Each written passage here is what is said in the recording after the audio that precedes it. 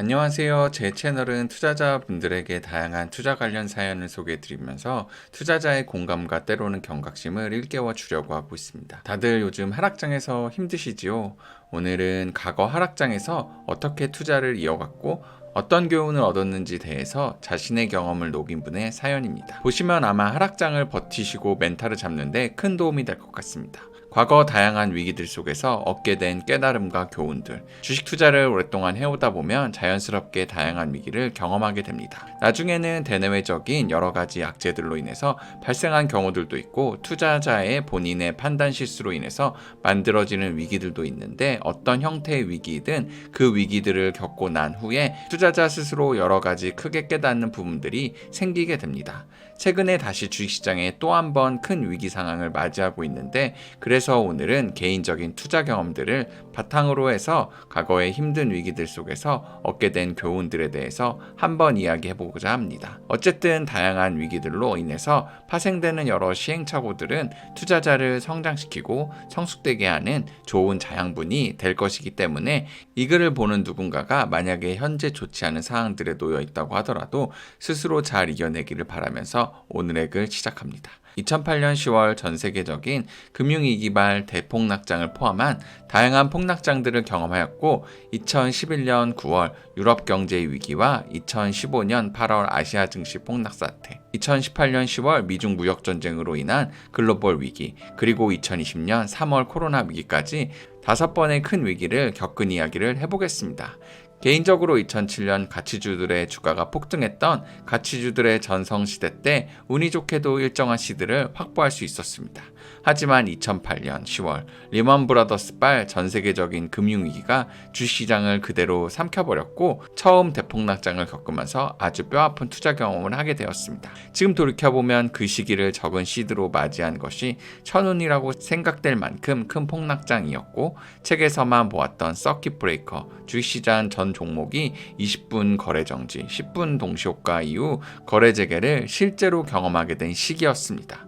그 시기에는 매일 폭락하는 주식시장을 바라보는 것이 고통스러웠고 공포와 불안감으로 인해 잠을 설치는 날도 있었습니다. 지금까지도 삼성전자 마이너스 14.7% 하락을 제외하고 시가총액 상위 종목들 대부분이 하한가를 갔던 그 호가창이 일부 내리에 남아있을 정도로 심리적으로 충격이 컸습니다. 다행스럽게도 큰 폭락장 이후에 각국의 빠른 금리 인하, 대규모 유동성 공급 등의 대책들이 나오면서 회복장이 예상보다 훨씬 빠르게 찾아왔고 그로 인해 초기에 시드머니를 지킬 수 있었으며 일정 기간 이후에는 자산 규모가 위기 전보다 2배 정도 커지게 되었습니다. 해당 과정들을 겪으면서 스스로 크게 느낀 건 아주 큰 위기, 큰 공포를 어떻게든 참고 끝까지 견뎌내야 한다는 것이었고 부가적으로 현금을 투입할 수 있다면 저평가된 주식들을 계속 분할 매수해야 한다는 것이었습니다. 개인적으로 그 시기에는 현금이 전혀 없어서 아무것도 하지 못했으나 그 이후 찾아온 다양한 위기들에서는 이전보다 현금 비중을 가지고 있는 순간들이 점차 늘어났고 그 시점부터 분할 매수를 통해서 큰 위기 이후에 계좌 정상화 속도를 좀 더 앞당겨 나갈 수 있었습니다. 이처럼 2008년 10월 전 세계적인 금융위기발 대폭락장 이후에도 다양한 폭락장, 하락장들이 빈번하게 찾아왔는데요. 2008년의 대폭락장의 투자 경험은 정말 큰 도움이 되었습니다. 주식시장의 공포가 극에 달하더라도 시간이 지나면서 자연스럽게 해결되는 일들이 생각보다 더 많다는 것을 알게 되었고 그렇기 때문에 큰 위기들의 시점에서도 주식시장을 절대 떠나지 말아야 하고 그 속에서 계속 살아남아야 된다는 것이었습니다. 그래서 저는 항상 주식시장에 머물러 있었고 보유 현금이 있는 경우에는 지속적으로 분할 매수하면서 힘든 시간들을 무던하게 흘려보냈습니다. 앞에서 언급한 것처럼 위기 이후의 계좌는 다시 정상화되었고 운이 좋게도 자산의 레벨업, 컨턴 점프의 과정들이 찾아오곤 했습니다. 기본적으로 가치 투자자들의 경우 저평가된 가격의 주식을 사서 적정 가격 혹은 그 이상의 가격대로 매도해야 하는 것이 주된 프로세스인데 그렇게 하기 위해서는 큰 공포 속에서도 겁먹지 않고 주식을 매수할 수 있어야 하고 모든 것이 좋아졌을 때는 들뜨지 않고 서서히 비중을 줄이면서 저평가된 또 다른 회사의 비중을 늘리는 포트폴리오 리밸런싱 과정이 주기적으로 꼭 필요한 것 같습니다. 그럼 이를 통해 대폭락장에서 얻은 교훈을 말씀드리겠습니다. 대폭락장들에서 얻은 교훈. 일정한 현금 비중 5에서 15%를 유지하고 있으면 위기 시에 훨씬 유리해진다. 두 번째, 폭락장에서 분할 매수 횟수 늘리기를 통해서 심리적인 안정을 가져올 수 있다.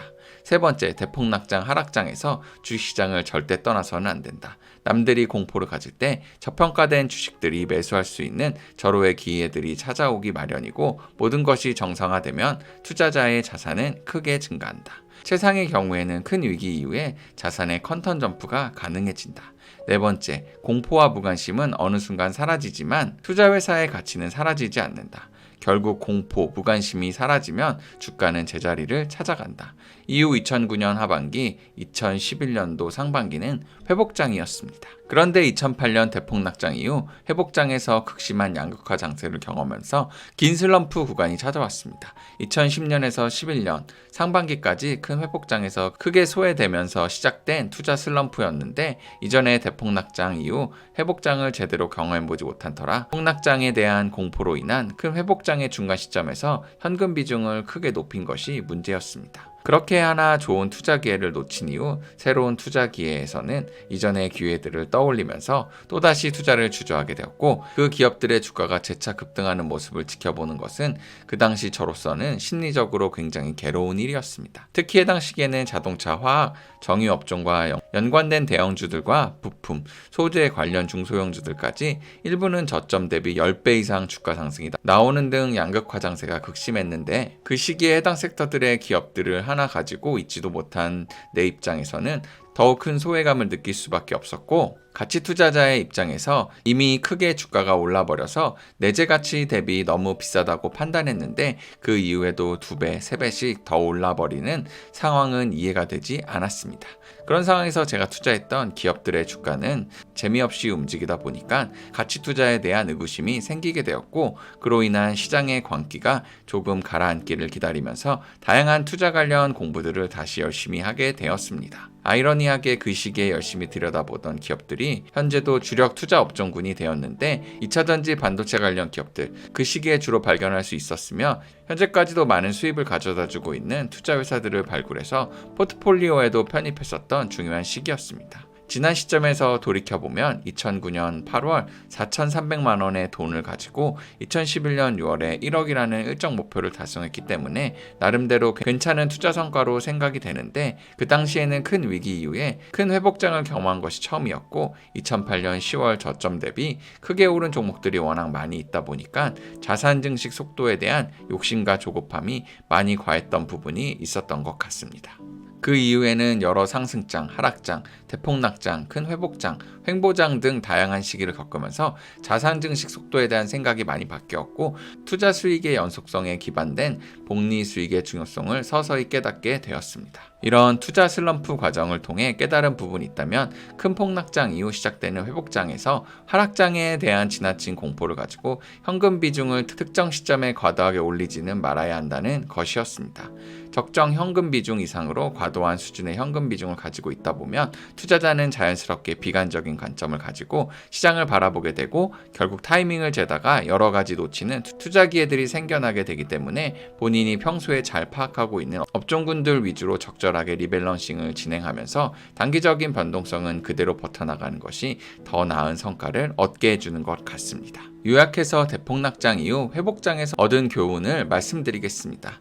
첫 번째, 큰 폭락장 이후 회복장에서는 지난 폭락장에 대한 과한 공포로 현금 비중을 과하게 올리지 말아야 하고, 평소에 가지고 있는 매수 가능 기업 리스트 내에서 좋은 종목들을 선별해 분할 매수를 진행하면서 전반적으로 포트폴리오 리밸런싱을 하며 시간을 보내는 것이 좋다.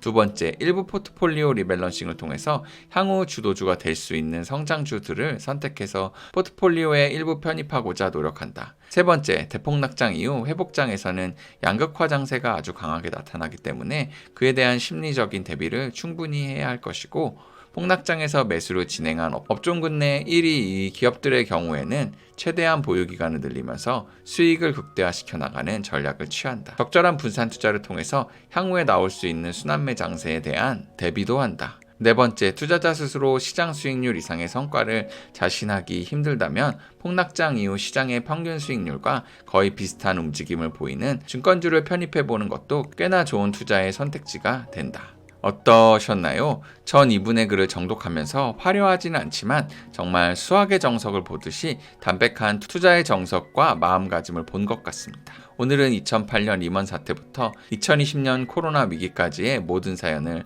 한 번의 영상으로 담기는 너무 길 것 같아서 2008년 리먼 사태 대폭 낙장 이후 2011년도 회복장까지의 투자 이야기와 교훈을 전달드렸습니다. 이 영상을 보시고 많은 분들이 요즘 같은 하락장에서 멘탈도 잡고 자신의 투자를 사연과 함께 비교해 보았으면 합니다. 다양한 사연, 자신의 투자 관점에 대해 여러 사람과 공유하고 싶으신 분은 블로그 메일 혹은 연락처를 채널 정보 탭에 있는 메일로 보내주시면 영상 제작해서 많은 분과 공유하겠습니다. 영상을 보시고 도움이 되셨다면 구독과 좋아요 눌러주시고 다양한 의견 남겨주세요. 그럼 감사합니다.